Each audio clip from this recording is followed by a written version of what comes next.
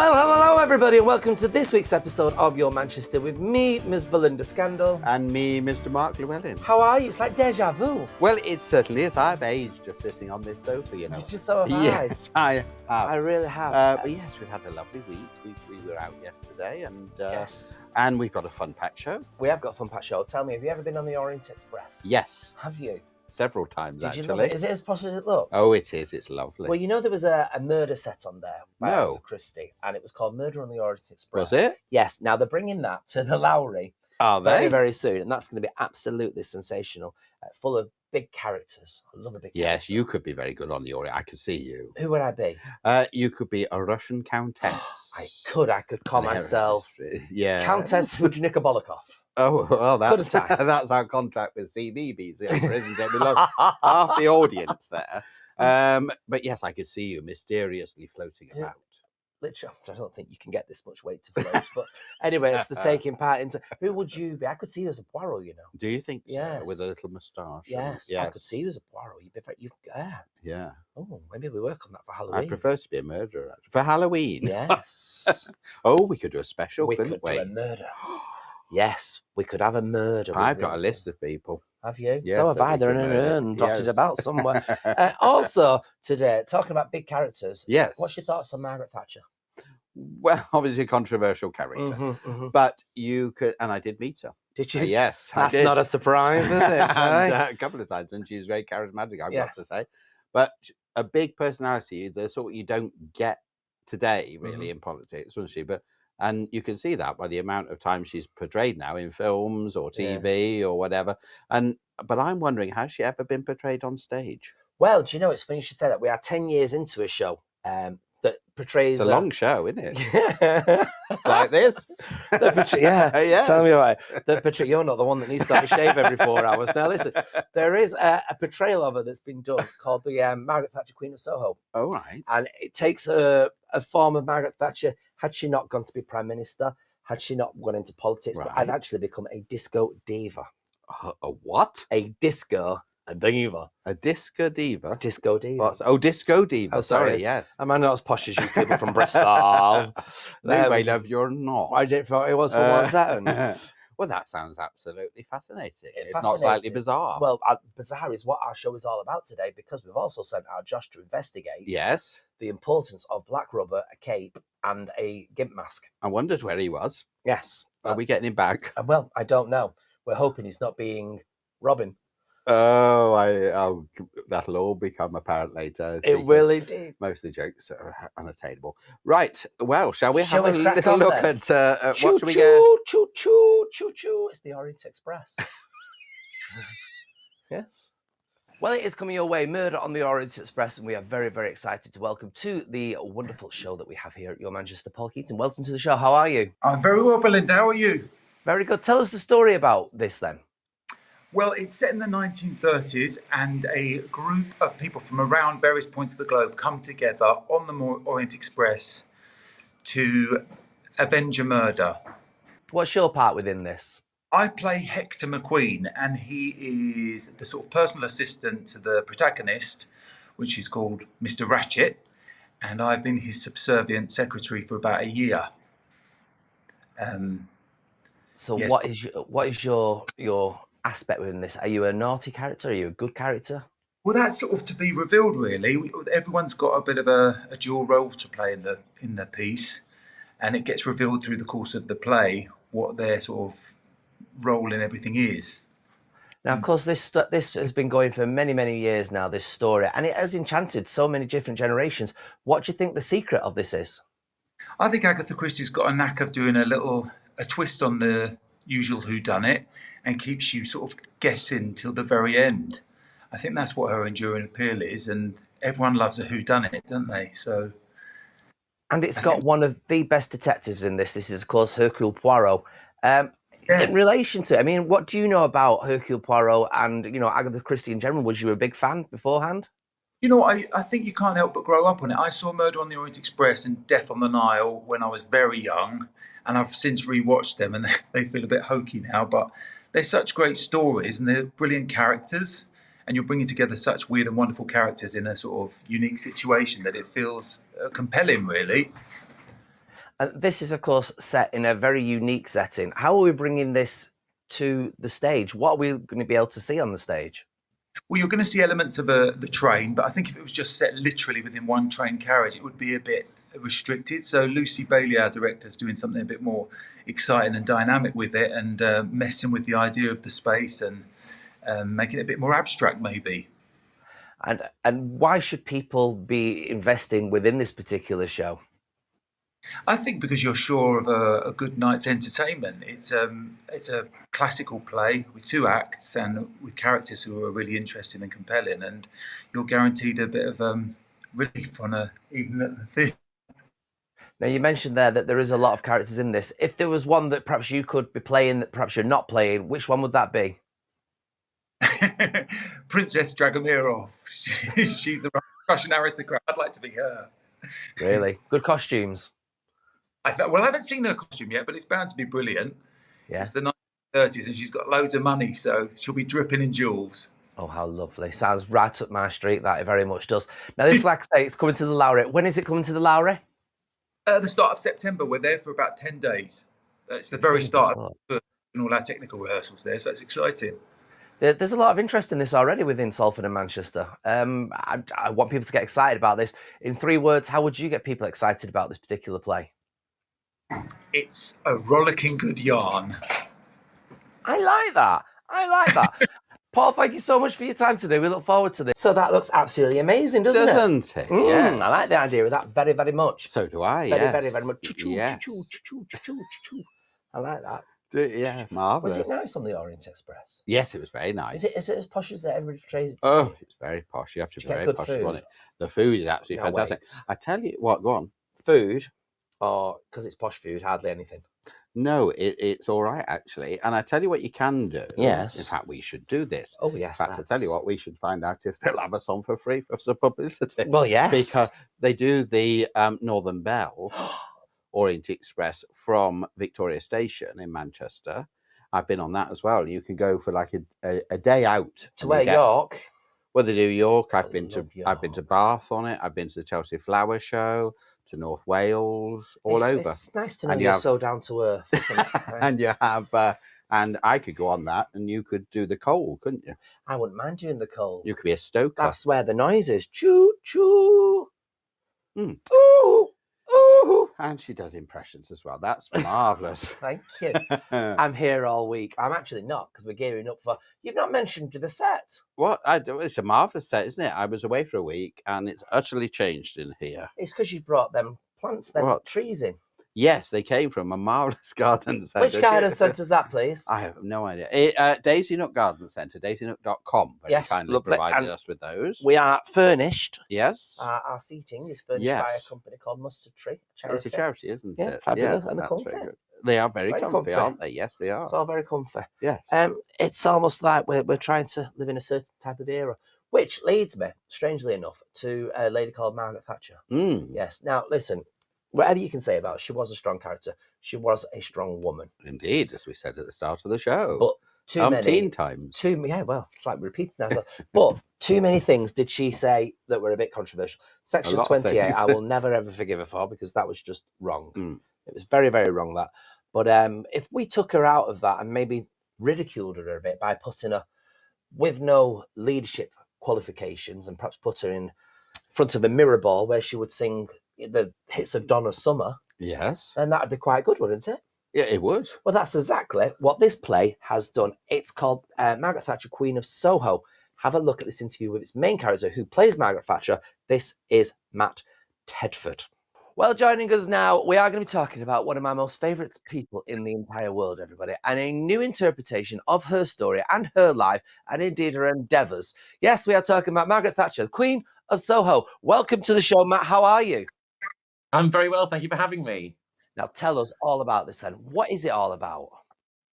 Well, the show is about what would have happened if Margaret Thatcher had given up politics, become a gay disco diva, basically Cher for the 80s, and be embraced by all the gays, and given up all of her ideals, taken a change her personality, and yeah, it's been very successful. We've been going for 10 years now.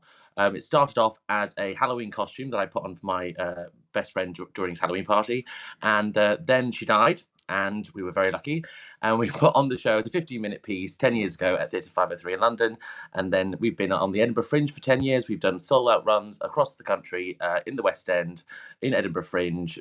We've been to Ireland, we've been to Australia, we've been all over the world with it, and now we're back. We're finally getting the opportunity to come to Manchester. I'm from the Northwest myself, so I'm very happy to be coming back to the Northwest.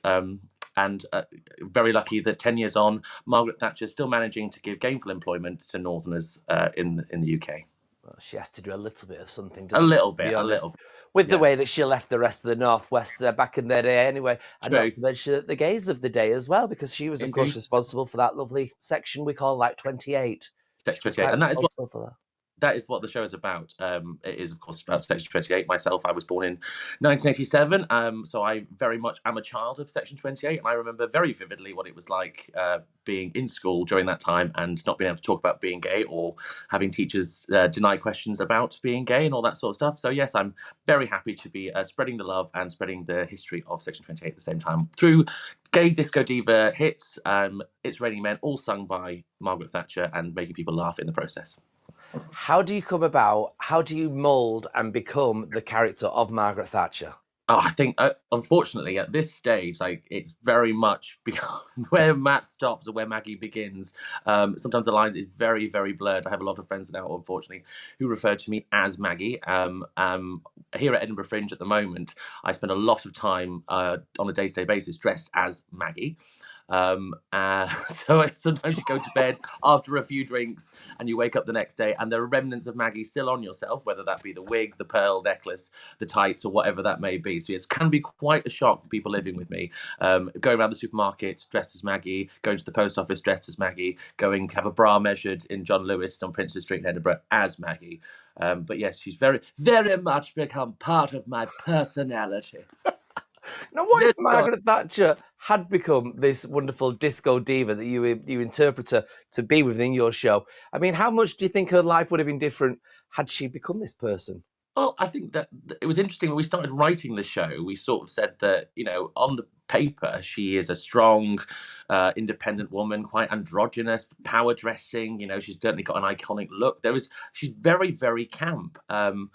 And we sort of said, well, why is there no love for Thatcher in the gay community? And obviously it is because of Section 28. So we took that idea, turned it on its head, and decided, well, if she came out in the 80s and released a disco album, and gave up politics, what would that be like? And that's sort of the basis of what the show is about, really. It's sort of giving Thatcher a bit of gay love. So I don't know if she would have approved of the show. We've met a lot of people the last 10 years who actually knew Thatcher. We've had her nurses, we've had her bodyguards, we've had friends of the family come to the show, and they're all very impressed. We've got some very insightful conversations with people. And I think the interesting part of it was that in private, she had a lot of LG friends, and it was the interesting part, obviously, is there was the public and the private persona, and I don't think she would have approved. I don't think she would have got half of the jokes. I can't say I've ever heard it said that she was one for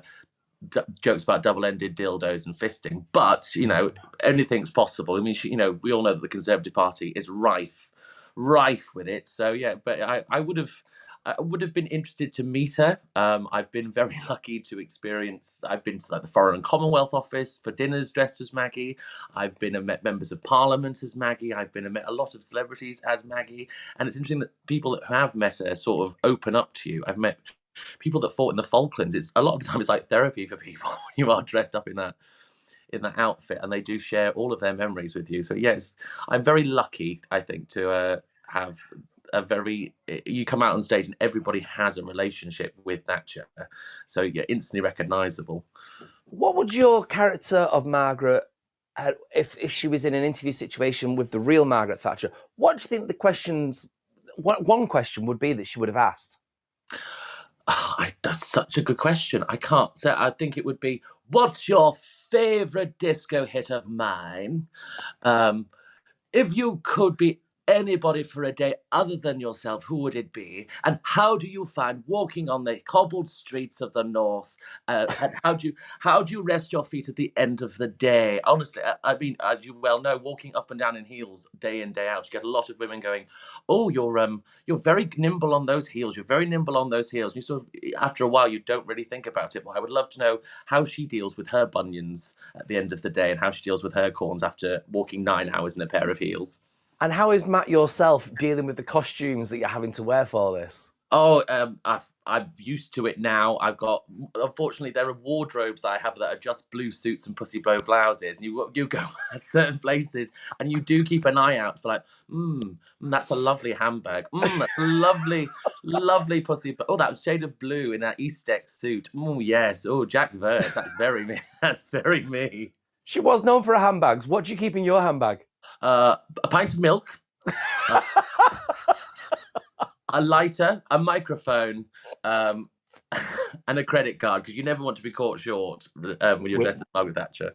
Yes, credit cards are handy these days, aren't they? Now this is coming to our lovely Lowry. And when's it coming? We are coming in the second week of September. I'm very much looking forward to it. I was there. My grandparents took me to the Lowry on the first day it opened, and I've not been back since. So I'm very looking forward to being there. It's not changed. It's still just as good. Yeah, I can't wait. I really can't. And your audiences are always going to be treated to the comfiest seats in the Northwest, because they're actually made by Ferrari or Porsche or something like that. Yeah, they've been well thought through. For now, though, we look forward to this. Everybody go and check it out. It is a riotous night out. It's exactly what is not painted on the tin is what you're actually getting within this show, because it's just that clever. For now, though, Matt, thanks so much for your time. Thank you. Thank you very much. Have a lovely day. Disco. Yes. The world of disco. Now, we like to have a theme, don't we? So we've done a little bit of Margaret Thatcher in the disco era there. Now, do you remember in 1989 a certain superhero movie landed in the big screen? No. And it's a one that was originally created by a guy called Bob Kane, and it's a guy called Batman. Oh, Michael Keating. Michael Keaton, very good. And not the other Keaton that we've just spoken to at the beginning. No, it's very a Keating. well. Oh, we're on it. I tell you. Anyway, there's an Yes. exhibition that closes on Monday, and we've sent our Josh down to investigate all that black rubber, all the maskings, and all the baddies that you can find in a dark warehouse at the back of Piccadilly for just £29. Now, I went in there. I got to tell you, I went in there. Yes. And I found it absolutely terrible that you were waiting so long to get into the actual exhibition. Yes. And the amount of people that were thick enough to think that there wasn't going to be a special entrance into the actual main exhibition in Wayne Manor, because you go into Wayne Manor and then there's this little thing that you push and it opens up. And it's very low rate.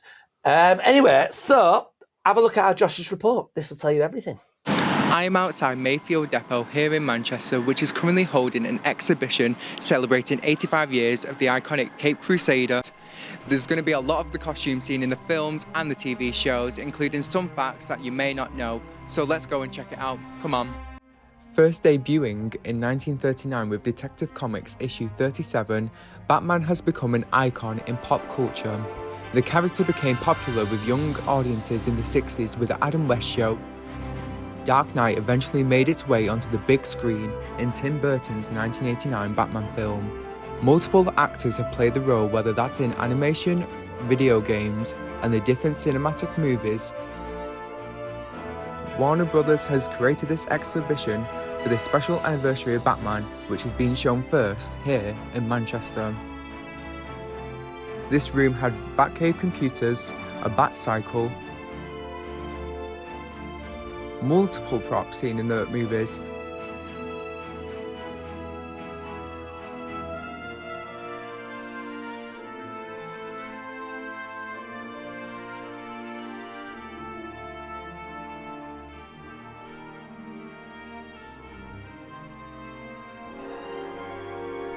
And my personal favourite, seeing the different Batman cowls and costumes, such as the Michael Keaton and Robert Pattinson Batman outfit.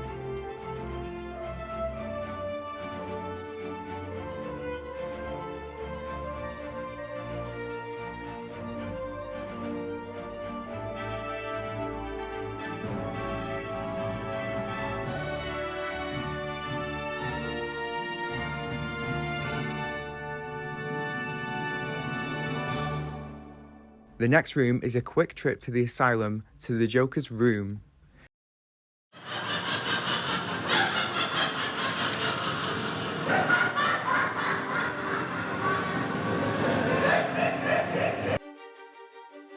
The next room was very trippy with poison ivy vines covering the room. Speaking of the villains, is the villain costume display.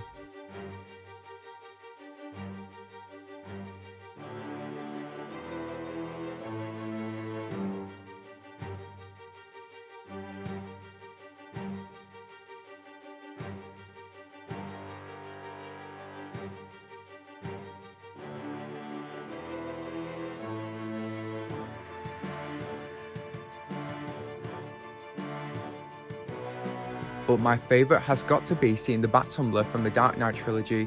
It was huge and such a shame that I couldn't go in for a ride. This event ends on August the 25th, so if you're a Batman fan, then do hurry up and book your ticket.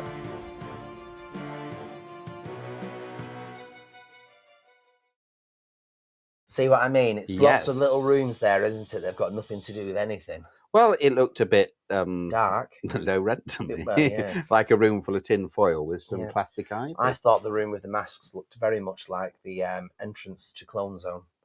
To be completely honest with you, what that is. I did. That's exactly what I thought. I did. Where am I? I'm over here. We're over there. So yeah. Yes. Well, anyway, we've got a lovely show coming up on Sunday. Yes, our live show in Sackville Gardens on the Alan 15:30 Turing to 18:30. Yes, indeed. Yes, is that the age range of the audience? Most probably. Yes. And on that show, we have got the one and only Jam Sacks. Yes, we have, making jam. And he also does chutney as well, I believe, these days. Homemade jams and chutneys. Yes, while playing the saxophone. He does, indeed. We've also got Shania Payne. Yes, vocal goddess. She's very good. And then this year, we've also focused mostly on male vocalists. And the male vocalist that I've chosen to have on our stage this year is Lee Anthony with his 90s classics. Yes, very good. Yes. Yes. And Ashley Stone as well. Yes, what's he doing? More campery, I'm sure of it. More campery. Well, he's not camp, is he? No, not one bit. It makes me look butch. Really. He does. So he's going to be on the show as well. Yes, Bar Pop. Bar Pop are there. They're camp. They're camp as well, yes. I've worked with them in the rain. And our special guest is... us. Oh, okay. No. Well, at the end, yes, as part of the show, we are presenting the inaugural Your Manchester Icon Award, which is presented to somebody who either lives in Greater Manchester, works in Greater Manchester, but actually their work is seen by a wider audience. And you're going to be doing this in your Deputy Lieutenant, Lord Lieutenant. Actually. Well, I'm acting on behalf of the Lord Lieutenant, who is His Majesty the King's representative in Greater Manchester. So I'll be in me thing of me a bit of jewellery. And we're presenting the award to...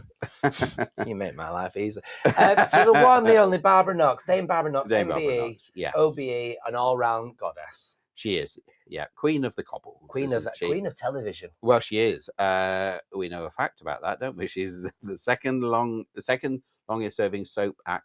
Yes. You don't like soap, but soap actress. Well, it's both, I think, isn't it? Soap performer in the world. She's been doing it a long time. And she's in her 90th year and celebrating 60 years and on the it's been Cobbles. 14 years since she last did a proper interview. Are you sure? Yeah. And yet she's chosen to come on Your Manchester, Well, where all the stars come out to shine. Well, they do. But saying that, we need to be putting our lights dim now because we need to be heading off because we are for now out of time. We do. Now, if you can't come to Manchester Pride, we've got 2 special programmes coming out, haven't we? We have. Which will be celebrating Pride with footage of the parade and also of our live show. Yeah, bits of behind-the-scene footage of our live show as well, which Absolutely. is absolutely fantastic. Thank you very much for coming in. You're very welcome. Thank you. I won't be coming in again. I've heard that too many times. Make sure you're checking out all our socials and make sure you check out this week's podcast with our Stephen. Until then, thanks for watching this week's episode of Your Manchester.